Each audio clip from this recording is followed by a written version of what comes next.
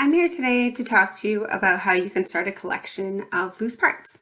So as an EC student, you're going to want to start collecting things from around the house that you could use for your assignments.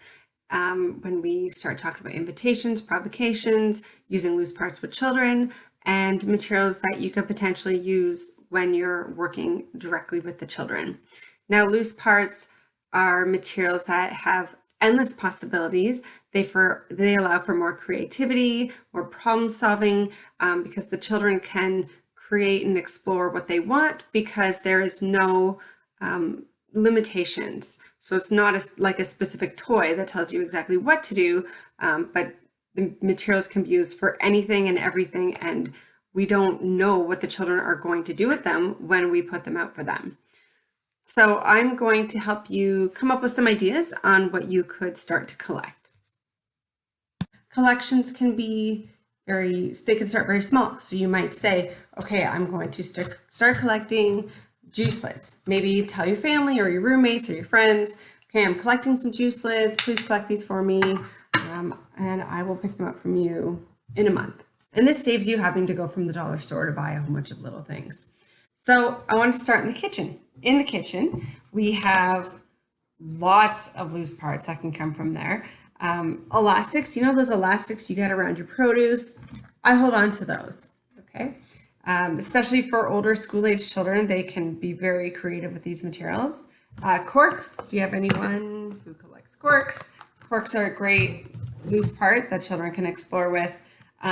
Juice lids, all sorts of juice lids, different shapes, sizes, materials. That's the beauty of them. Okay, so you have your metal ones, you have your plastic ones, and you want to look at materials that have different textures and make different sounds, such as this.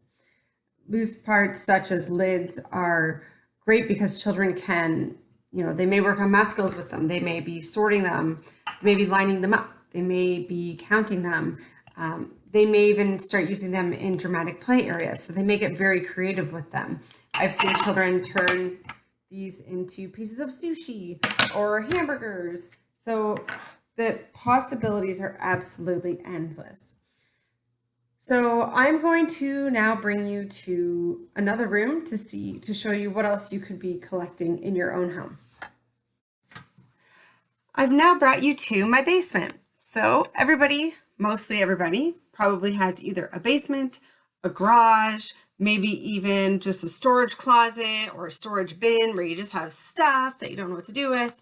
So I come down to my basement sometimes when I'm looking for some interesting materials to use with the children to create some interesting provocations. I found some old little flower pots. Okay. So once again, you'll notice there's different textures. You don't want everything to be plastic. You don't want everything to be metal. You want a variety of textures. I also found some old rocks.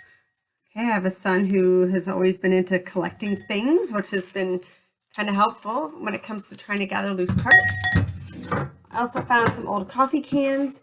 These are great. I've seen children use these as stilts, just items to collect things in. They've used them as for building, in building areas. I've seen children lay them on the ground and roll on them. Also boxes. Boxes are very handy. Boxes have endless possibilities. Children are often building with them. You want to have a variety. Children will negotiate and they start to build their vocabulary more and their communication skills. So they may be having conversations such as, oh, let's use this to build our house. Let's put a window here. No, let's put a window here. I think the window should go over here because, and then they start to negotiate more. So you can see materials that don't have a set purpose allow the children to speak more about what they want to do and how they want to do with it.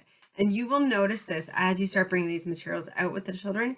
You will see it for yourself how much meaningful learning takes place when you give them these materials. Okay, so now we're going to take a little tour outside and see if we can find anything out there. Outside is my favorite place to find loose parts. You can just collect what you see falling from the trees, anything that you've seen falling from any of the plants outside. Once again, collecting rocks. Now you want to be cautious. We don't want to teach the children to be pulling from the plants or pulling from the trees.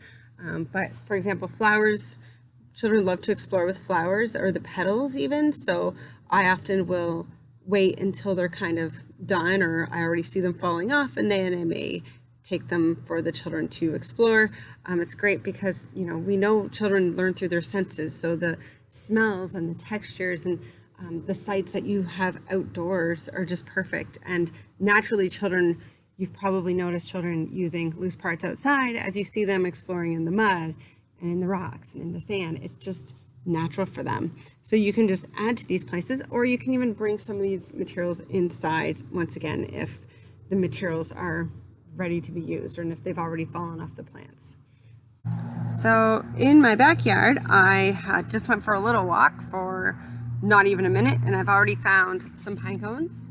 Okay, children love to explore with these. The texture is amazing, and I noticed you can add stuff like this to different areas of the room. So it doesn't have to be like a loose parts section of your room. It doesn't have to be a provocation full of loose parts. You can add these to pre-existing toys. Okay, so I've seen them added to even doll centers, and I've seen them added to art areas. And then we also have all these pine needles coming off. So these can be a lot of fun to put out just like this, or even to pull apart and put out the little pieces. And then you have some more fine motor development happening. Also, just the conversations that you can have about nature and the beauty of nature and the importance of taking care of our environment can happen as we have these materials and we just start up conversations about them. Something else I just found was some sticks. Now I know what you might be thinking. We can't let children play with sticks. We usually tell them to put the sticks down. Children can do incredible things with sticks. You see, if you offer a lot of them, you'll notice some building, so these engineering type skills start to come in. But you also notice them get very creative with them. I've seen children take branches and paint them. The most beautiful pieces of artwork I've ever seen have come from branches and sticks. But you want to consider the possibilities that can happen when we allow them to explore with sticks and branches, and talk about when they do have a stick in their hand, talk about like, what does it feel like? What's it smell like? What could we do with it? Consider what you used as children. So what materials drew your attention? Picture yourself being a 1-year-old, a 2-year-old, and 3-year-old, and consider what draws me in and why does it draw me in? So as you start your collections, you want to consider some of the guidelines that your placements might have in place for loose parts. So you want to make sure you're using sanitary items. So you don't want to use toilet paper rolls. You could use, say, wrapping paper rolls instead. Cut them down to the size that you want. You also want to consider choking hazards. Okay, you don't want anything that a child could choke on. So for example, those bread tabs that we were collecting, you might want to save those for an older age group. You would not put those out for infants. I want to wish you all good luck as you gather loose parts. If you need some more ideas, check out some of the slideshows that are within our course. Check out your loose parts books. Also online, there's a lot of great ideas, and of course the support from each other. I'm sure we can share our ideas and come up with ideas together. Thank you for taking the time to watch this video to learn more about something that I am so very passionate about, and I look forward to seeing what you all come up with.